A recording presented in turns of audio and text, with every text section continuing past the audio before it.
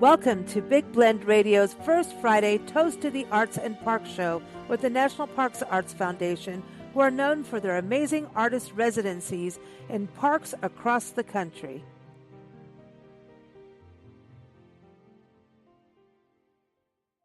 So welcome, everyone. Every first Friday we get to chat with artists in residence that are in parks through the National Parks Arts Foundation. And then on wonderful occasions, we get to chat with the founder, Tanya Ortega, and she is back today. As you know, August, the month of August is American Adventures Month. We look also at August 25th being the anniversary of the actual existence of the National Park Service, which is exciting. We all get cake. Anyway, we all need to go to our parks and support our parks. And so today we're going to look at that human connection with parks. We're going to talk about cultural connections and also really the human story that is connected with parks. And I will say this, as we travel the country, go to parks, there's not one scenic park that we go to that doesn't have some kind of human story. And I think what's interesting and exciting about what happens with the artists and residents in these parks is some of them really get attached to these stories or even find their own human story or actually ancestral story in these parks. So I'm very excited. So welcome back, Tanya. How are you? I'm good. Thanks for having me. Happy August. I know it's American Adventures Month. I love that. And it's all of the Americas, not just, the United States, all of them. We get to celebrate South America, Canada, Mexico, Latin America. It's kind of cool. Huh? So many adventures. Yeah, so many. Well, and if you think about our indigenous history, they're all connected.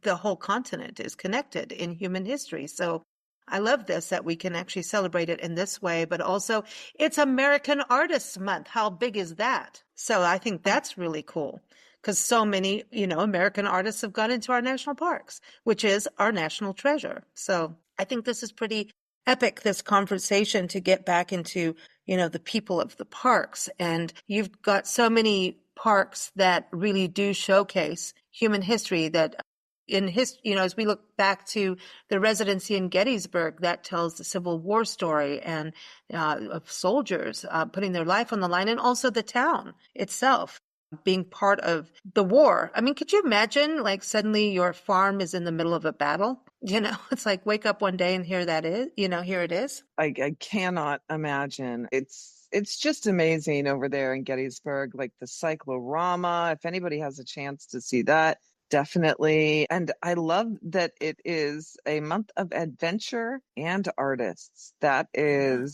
crosses over with the parks so much. And for all of the artists that are official artists in residence in the park, I'm just going to estimate there are about 500 artists that go to the park and create work inspired by nature and an adventure in nature most often. So that's an amazing crossover. There's also the artists, like I mentioned, about their ancestral heritages in the parks. I think Chaco Cultural National Historical Park is one of those that the stories that come from the artists just are so deep and also personal. But what's also beautiful, as we always talk about, is the art that they create, whether it's music, a film, photography, paintings. I mean, all of it. You are open to all the arts, which is wonderful about the organization.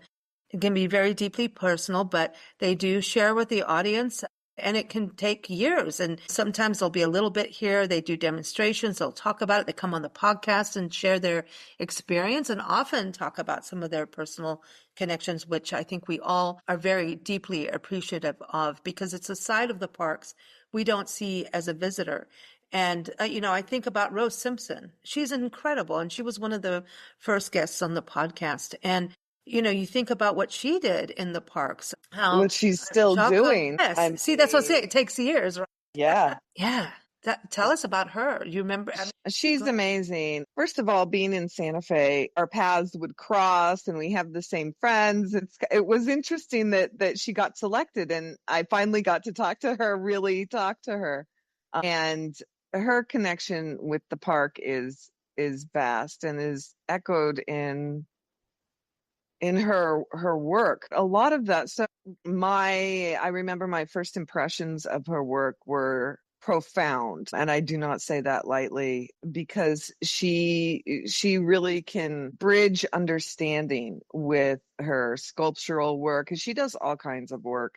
But being at Chaco, and also at the same time we had recorded, I tried to do my due diligence, the youngest artist in residence, which was Oh, her child at Chaco. So that's pretty cool too. yeah. So her mediums, and I say mediums because she can work in anything, I've Mhm. decided for her.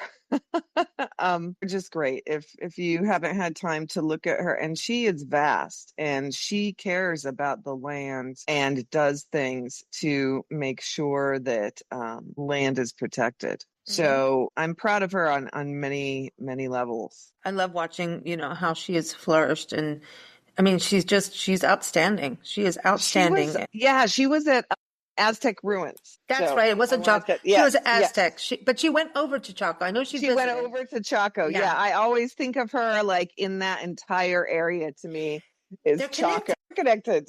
They are connected because, the people of, the ancestral people lived in Aztec ruins and came to Chaco for, as we believe, for the ceremonies. And, the ceremonial sites were created, by them. And the other person you've got to think recently was poet Carissa Garcia. She went there, and that was a huge deal for her to be able to go, number one, a retired veteran, or former veteran, I should say. And she's just an incredible poet standing up for all kinds of rights. And at the same time, going to Chaco, it did something for her soul, because that was part of her ancestral roots as well. And I think that was something very special. And I think that's something we've got to think about when we go to parks as visitors, as, people's families lived here. Yeah, or still do, like Canyon de Yes. Chelly, Monument Valley, like people still live there, and this is their home, and we need to know this. And oftentimes when people go to national parks,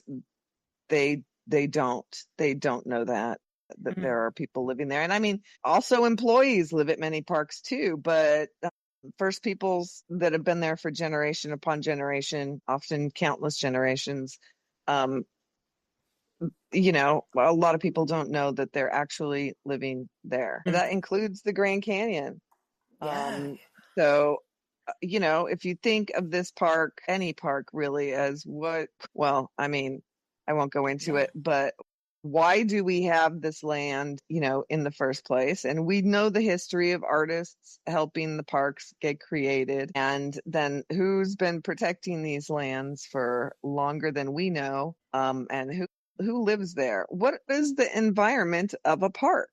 And Mhm. I'd say that every single park is different in those ways. But Mhm. also yes, historically somebody was there, somebody lived there, and also the battles that the United States, that happened too. So we're looking at not just hundreds of years ago, we're looking way, way further back than that. Like Fort Union, or should we say Fort Windy? I mean, that's an incredible history, right? Human history there on so many levels. And then you look at it when the artists go there, and I remember artist Alice Lease going there, and she's got a deep connection with the land, as her family being, cattle ranchers out in West Texas, which we still got to go see her. And she's got, Oh, right. she's right there by the museum for Roy Orbison. Like, anyway, it's got nothing to do with what we're talking about, but it's a She's big that deal. close. I'm That's so so like cool. I'm so into that, but and we just so want to meet her because she's done so many residencies, and her awesome husband both came on the show last time for Dry Tortugas, and he basically got to work when they went to Dry Tortugas. He became like a park volunteer and started fixing things. He's a rancher. He was like, oh, this needs to be fixed here. Let me go do that.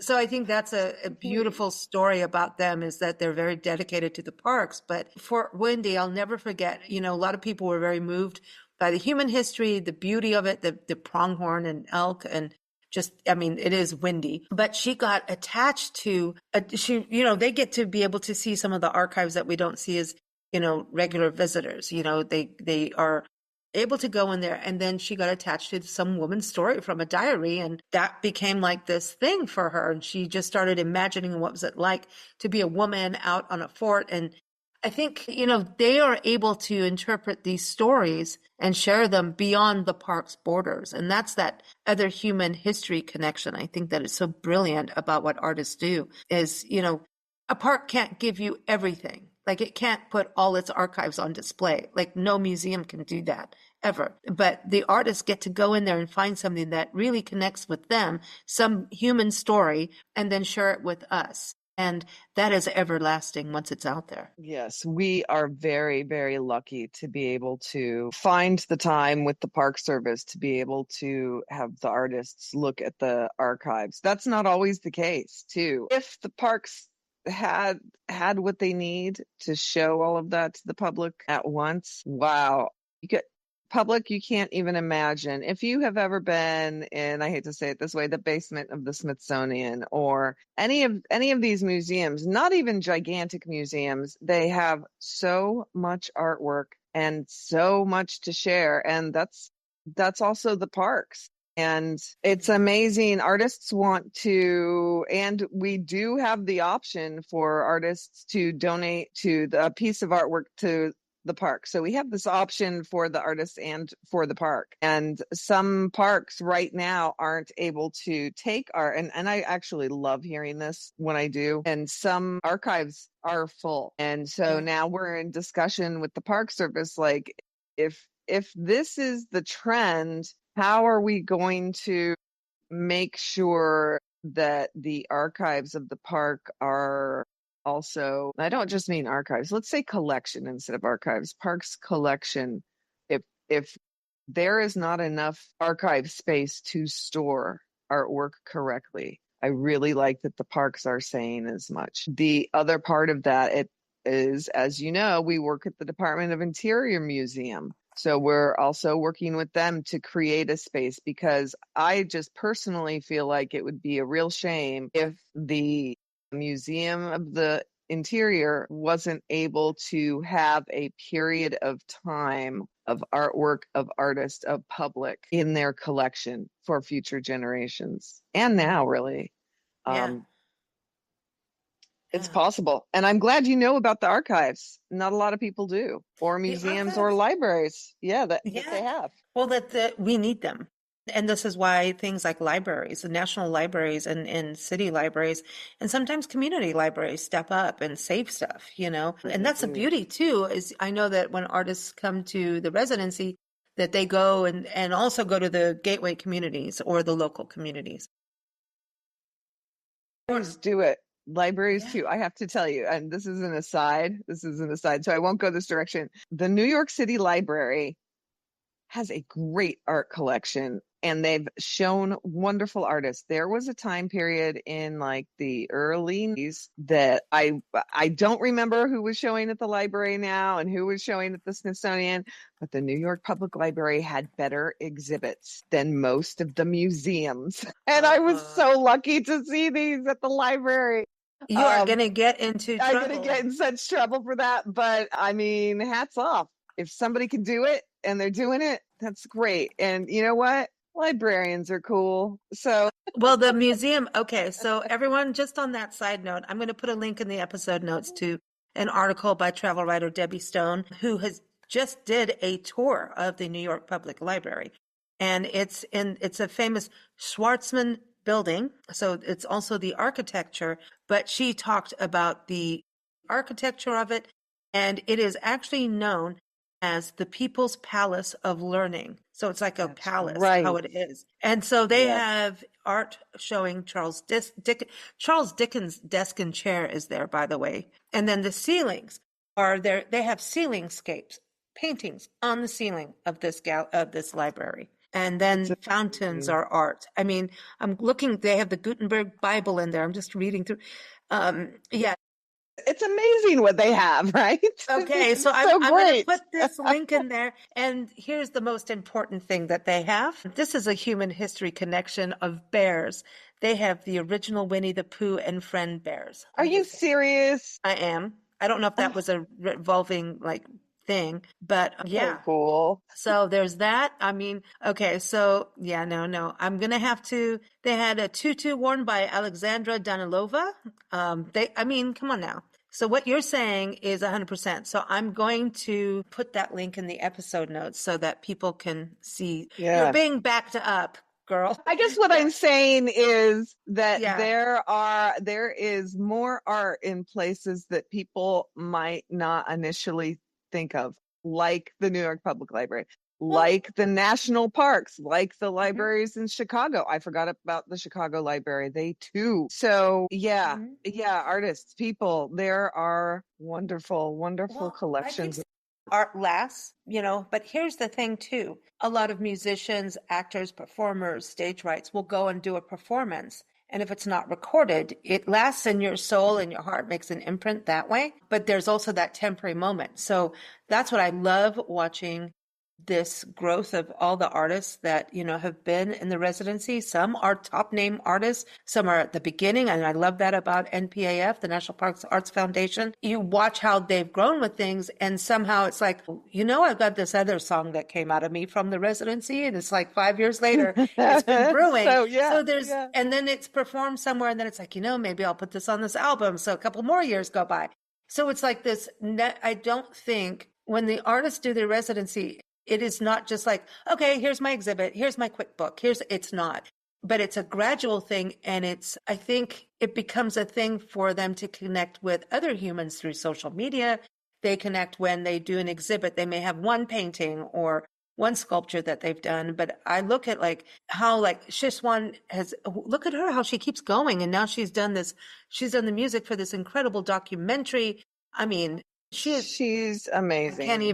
I can't even, how much she's prolific, and she went through a horrible car accident and came through it with resiliency and a beauty of life, And where check this out. She is always positive. I mean, I'm sure I'm seeing her, in a creative mode and things like that, but to uplift, you guys Mhm. have to listen to her music, get her CD, because yes, I have her CD and a car with a CD player, and I sometimes am with a CD player.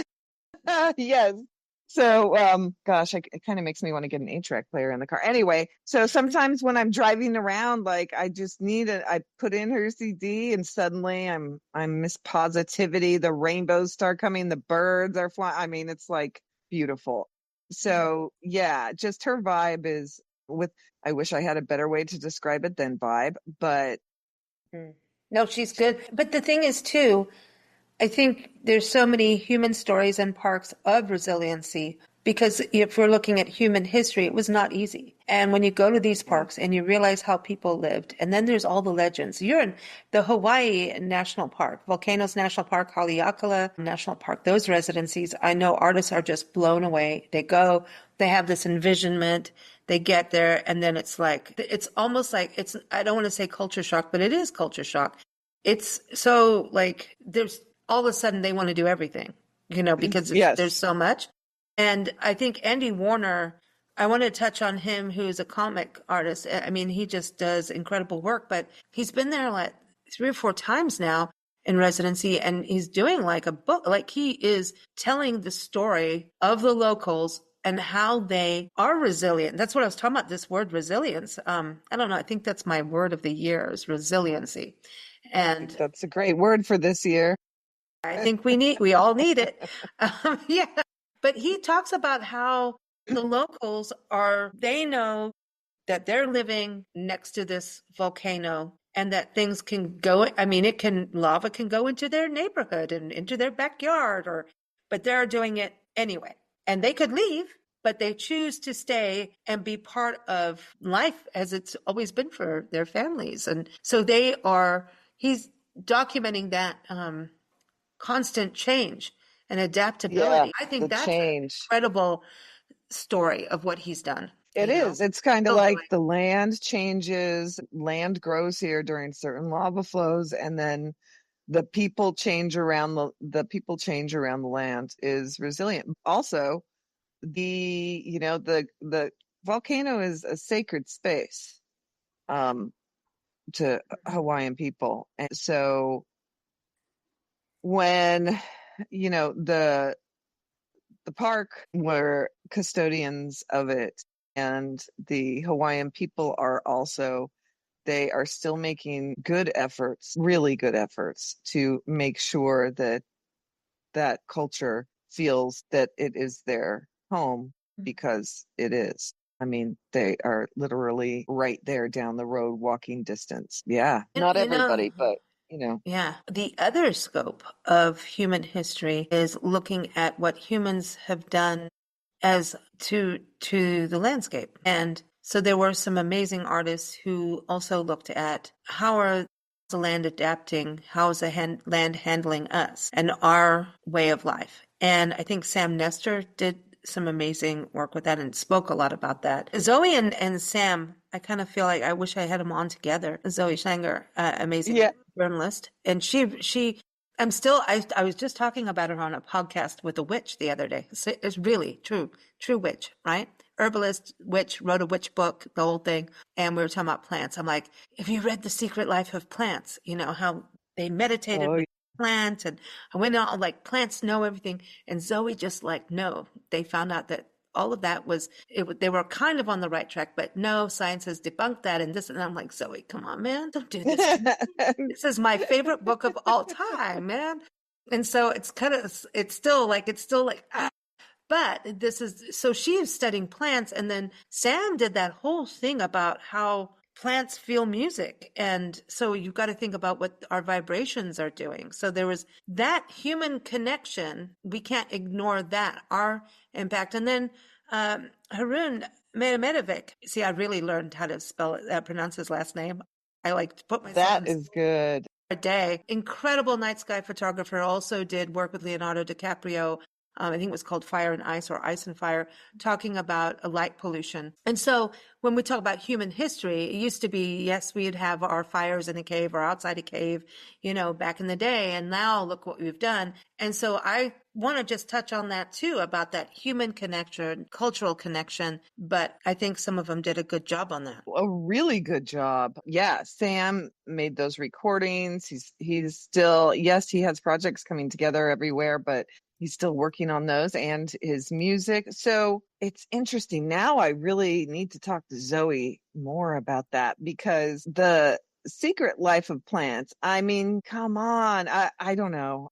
Growing up in Santa Fe, I guess I'd heard that was like, since I was a kid, like that is a thing. It So is a thing. It is a thing, but there's new science on top of it. They were on the right track, but there's new science. And that's the thing.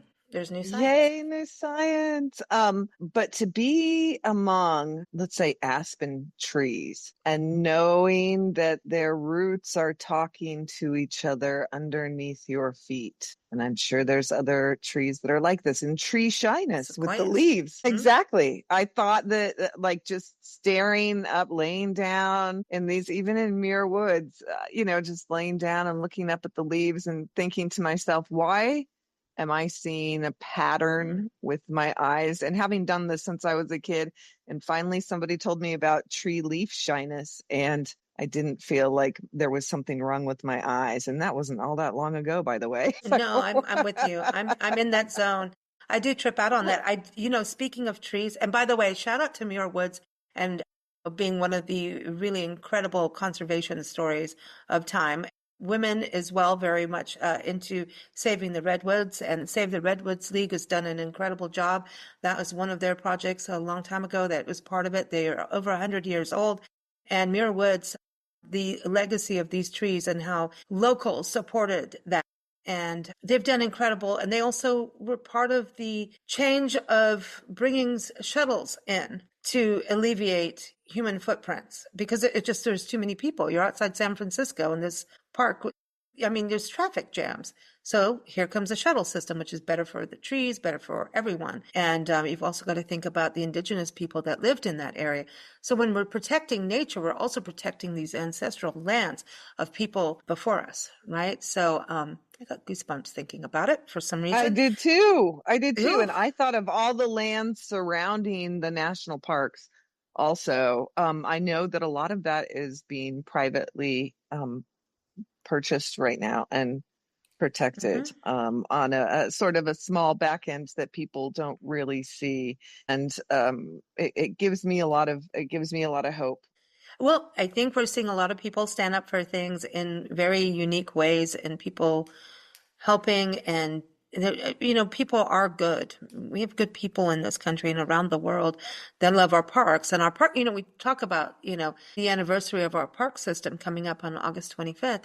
And I just want to remind everyone, as we are in the 250, celebrating America, 250, that's incredible. This country, for like, as United States of America, is celebrating 250 years. And so I think we've got to really give a shout out to our American park, our National Park Service, which influenced park services around the world. We were the first. And that is Yes. something that should be on the list of America 250 or 250 America, whatever it is. We should look at the park system. And this is something to celebrate, cherish, support. And I think a lot of people are doing what they can. So many different organizations, land organizations like Save the Redwoods is doing an amazing job up in that region. You were talking about trees, Tanya, and going back to the Yes. human connection, you were the first person who told me about this. In fact, going way back when, over 8 years ago, when we first started talking here on Big Blend Radio together, you told us about ghost trees of Gettysburg. Do you remember that? Yeah, I totally forgot about that. Yes, exactly.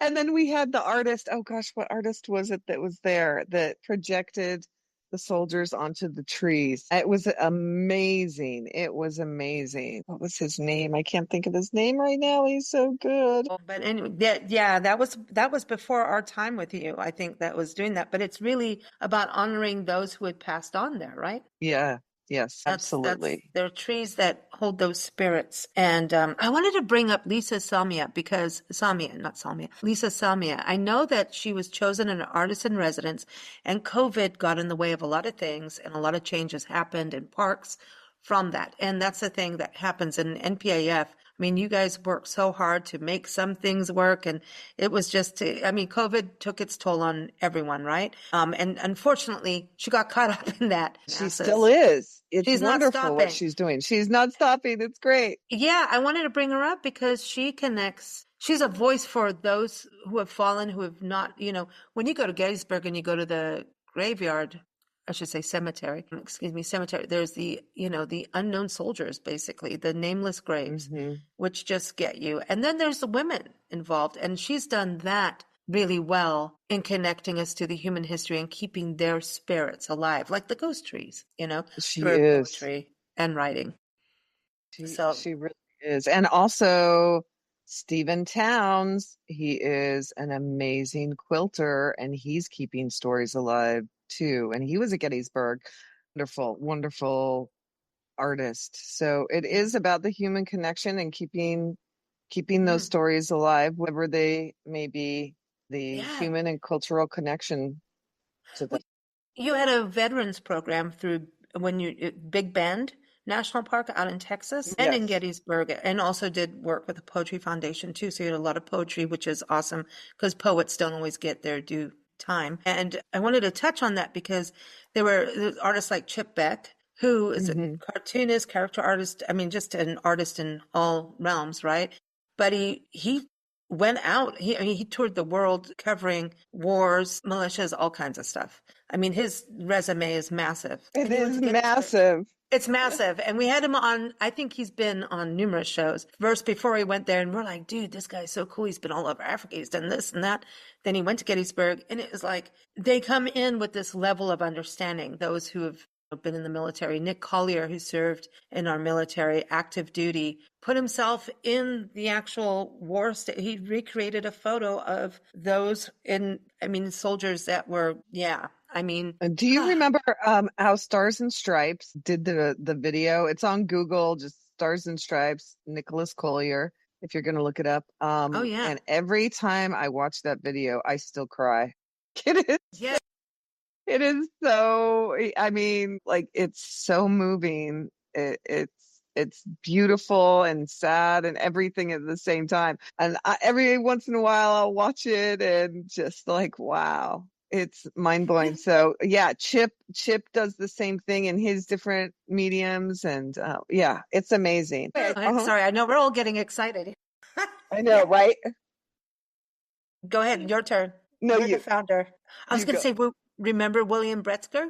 How he would put his photography up on the walls and on like the barns and stuff in Gettysburg? How he would like just do this massive lighting. So he kind of brought everyone to life inside the park, you know? Oh, That was completely so different. I cool. mean, that's the thing. Type of art has always been really interesting to me about things that you didn't even know were um yeah, you just didn't even know what yeah. Oh, I cannot remember what the name. I Okay. apologize, artists. I'm so sorry that I can't remember everybody's name, but even 5 years ago, there had been over 300 artists. So, yeah, there's Yeah. so many. And I always remember people's art before I remember the people, which maybe isn't Hmm. quite the way, but it's always my first introduction to people. But what was his name? He did the virtual reality where you could become Abraham Lincoln and deliver the Gettysburg Oh my Address. gosh. Like, Ooh. and it was really interesting because the park was like, we're not seeing the artist. I mean, is he okay? And I'd text the artist and yeah, he's like, yeah, I'm fine. I have, my creative hours and I know what those are and they're not necessarily business working hours. So great. And they didn't really see him, but I knew he was there and stuff.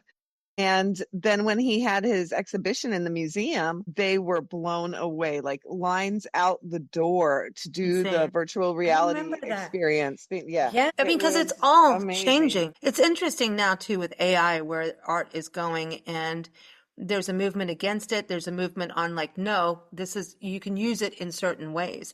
And I belong to Facebook groups just watching it, like to see what people, I think you have to say if you are using AI. I think that would be honest, to say, hey, I'm using this. I mean, we use it in different things. I mean, come on. If it helps, do it, but it's, there's different things of using it. Like if you're trying to get information on something, that's to me brainstorming, hey, what about this? What about that? I mean, I would never write a book using AI. I wouldn't want to really paint a painting using AI. But then some people are like, here's my idea, and I'm the artist with the idea and what I input. And then when it comes out, I still change it. So it's a whole weird, interesting thing. And so I'm interested to see how that goes in the future of artists because it's like a little war going on right now, a valid one. But I think each artist it's up to them what they want to do and how they I communicate. I think it is a tool, and I don't like it because I'm not going to say I'm a visual genius or anything here, but there's this thing called uncanny valley. When I see something that is AI generated, usually it's in video form. And this doesn't have anything to do with NPAF, by the way. This is just in life. It just seems like there's something wrong with it. Like I immediately am not seeing it as I cannot hear the story. I cannot see the story. I cannot connect with whatever yet. Maybe someday I will be able to, but there's this thing called uncanny valley, and people just like their brains are out of it because there's this kind of weird disconnect. So that's the only thing I can think that it's called is uncanny valley. But if you watch these videos, a really easy way to find out if it is AI generated is I always look at the fingers first and count the fingers and the toes of human figures in those. But I believe the artist should be able to use whatever they want and see this as a tool if they can and use it as a tool correctly. But here's the other thing. We have had people apply with AI generated images, and then they tell us that that they are like master oil painters and it is AI images Wow. and that's just saddens us. That's Yeah, just it's bummer because if they would have said it was AI, we would have someone like did done it. it differently. Musicians are doing it for demos of their songwriting. They're doing it for demos and using like an AI voice. if they're a songwriter. And it does actually in some ways work for them. And they go, no, I turned this in and it's so hard. And so to me, a lot of the musicians, I'm going to say 99.9% of the artists and musicians I know, yes, there's tools. Just like I told you, like we use it as like, oh, get some grammar. Do you agree with it or not? Great. That's a tool, right? Not letting it write it for you. And when you see what happens, the musicians are really, that we know, that we interview, are like, no, there's an integrity and there's a human And connection. integrity. So that's what Exactly. we're talking about today is cultural human connections, human history. And yes, in history, we sat there sweating over one word to make it into this perfect sentence in a book. Like that might be the best sentence in the book. So what? Do you know how much work goes into that? I mean, for a writer to get, there's a craft with it. And I think that's important when you're looking at the actual piece of art. Marketing materials, whatever. But art, marketing materials also actually have to have some talent in there. Thank you very much. Illustrations, etc. True, So true. yeah, I mean, I look at what's happening. So it's interesting. And I think just when you look at everyone that goes in the parks, I'm going back to that, they're going as close as they can to a subject. They're immersing themselves, and there's no way AI is doing what they do when they go in a park. If you have a soul and you have a creative spirit, that is like it's real. It is so deep in human connection and connection to nature, cultural connections, cultural history, and military history.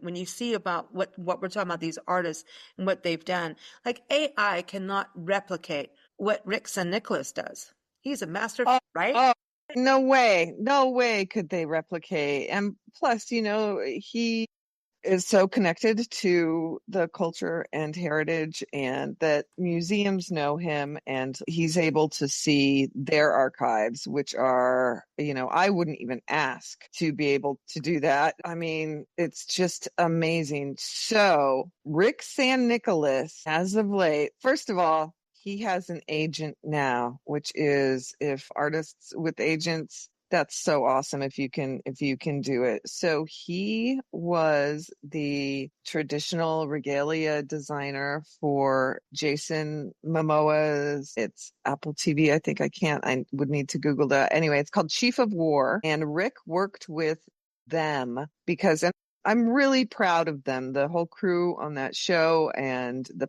principals who decided that they wanted to get, as close to reality as possible.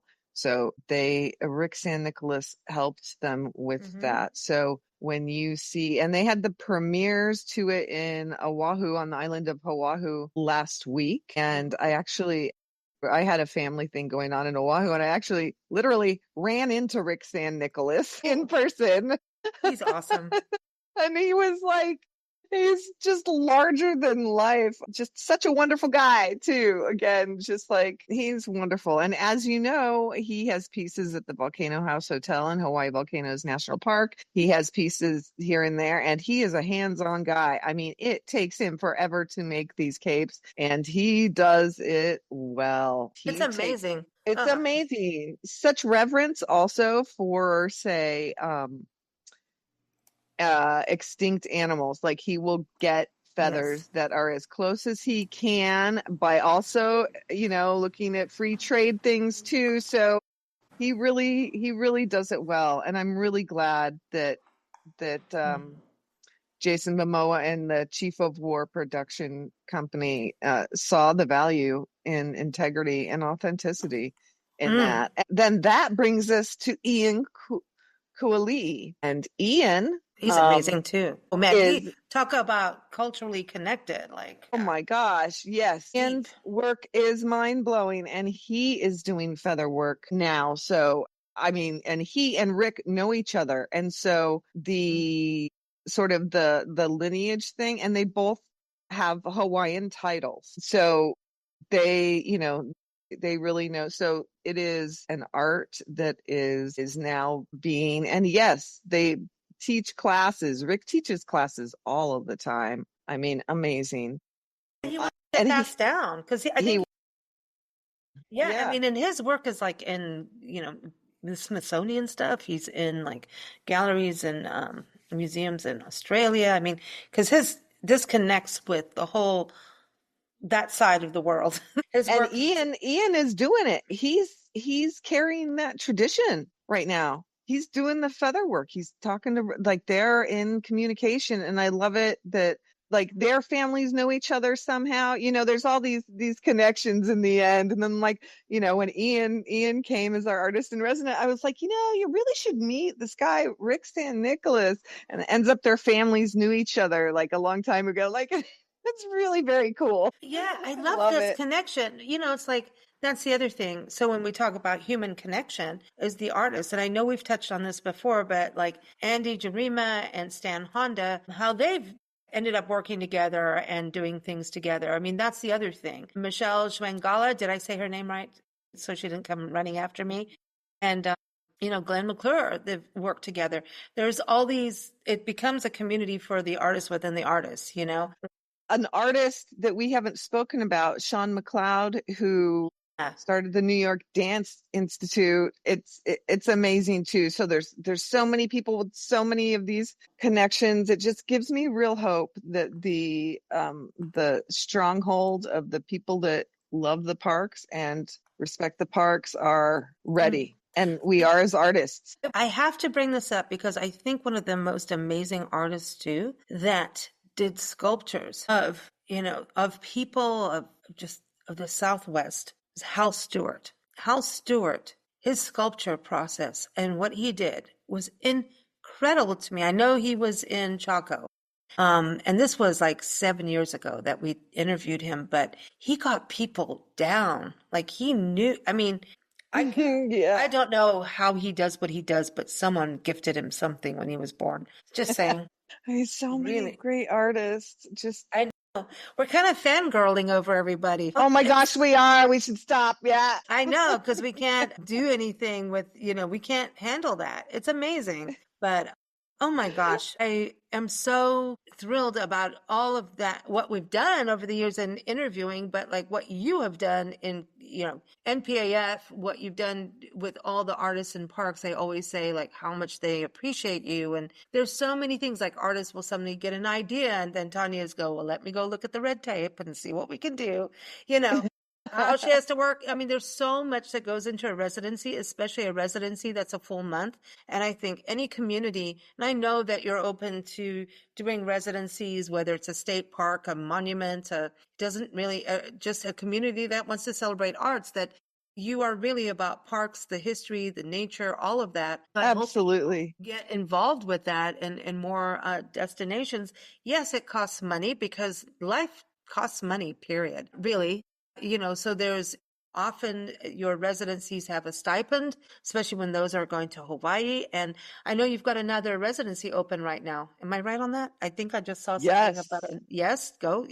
For Hawaii 2026. Volcano National Parks is open right now for next April, I believe. Yeah, 2026 April. And believe it or not, we are very lucky. Within the last few weeks, actually, we've been contacted by a few different entities that want to partner. What that means, that doesn't just mean parks. That means that we have private investments that are actual companies that are really wanting to move ahead with the investing in the parks for artists. So I am so lucky. That's kind of what I did when I went to Oahu last week. Oh, so it is she's not busy. stopping, and we are doubling down, everybody. So just be prepared. Yeah. There's just so much. I'm looking at more artists and I'm like, I want to just talk about every single one of them.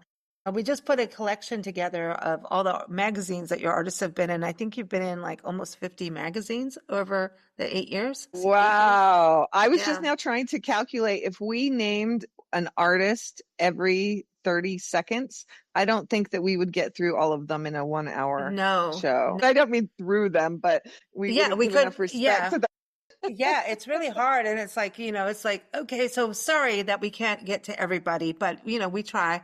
And, the reality is everyone we've talked about, pretty much, well, most of them have been on the show. And you can go to nationalparktraveling.com, type in National Parks Arts Foundation, and you'll hear some of the recent interviews as well. It's like Chelsea Bighorn, who was in Saguaro National Park. That was, talk about another connection for her. That was amazing. I know that writer Leah Newsom went from Arizona to Hawaii Volcanoes National Park because it was really cool for her to get a sense of place, the people. Oh, Leah, that's right. Leah's awesome too. She was so much fun to talk with. Yeah, I mean, I love interviewing your artists because number one, there's all these art forms I didn't even know existed. That's the thing too, but their connections, like Andreas Vera Martinez, and now I know I didn't say it right, did I?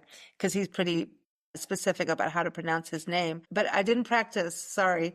I practiced before he got on the show, and he told us all about his name. And so when you listen to that interview, you want to hear about a people connection. That is intense. And his wife in her history too. Yes. Oh yeah. And wow. he illustrated her book, which is really amazing. And then Laken Epelus was one of the recent artists too that we. So young. He's young. He is from the Zuni. That is not their only name. The Zuni reservation.